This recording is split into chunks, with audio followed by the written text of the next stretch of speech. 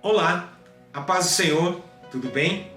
Vamos ao nosso último devocional, o devocional de número 12, que traz o tema Ouvindo o Coração de Deus para viver 365 dias se movendo no profético.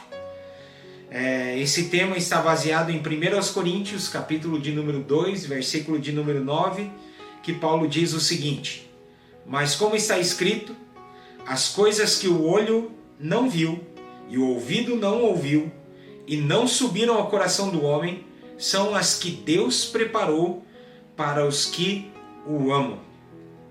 O que seria ouvir o coração de Deus para que eu pudesse ouvi-lo?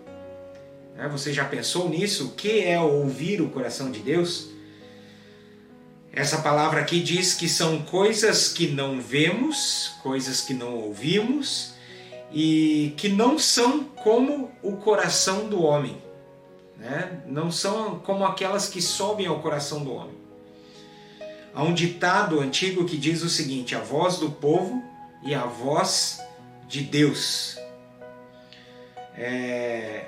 Porém, biblicamente, nós vemos que não é assim.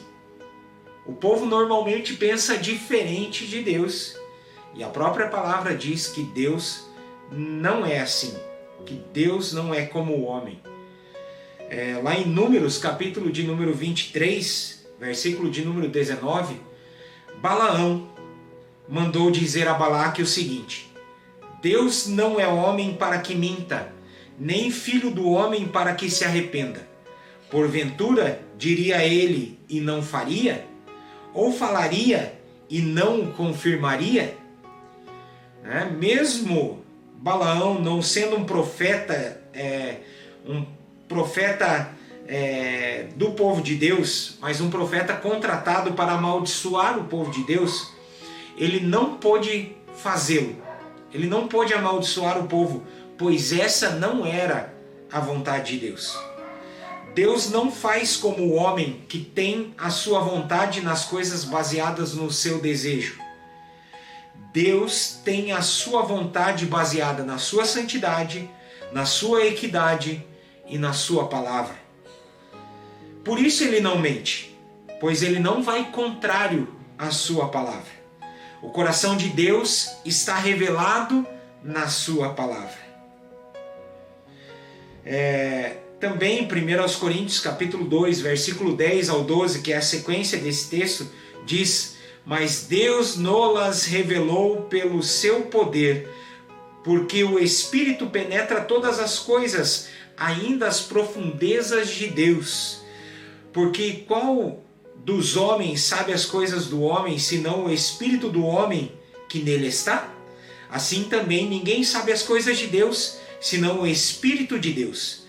Mas nós não recebemos o Espírito do mundo, mas o Espírito que provém de Deus, para que pudéssemos conhecer o que nos é dado gratuitamente por Deus.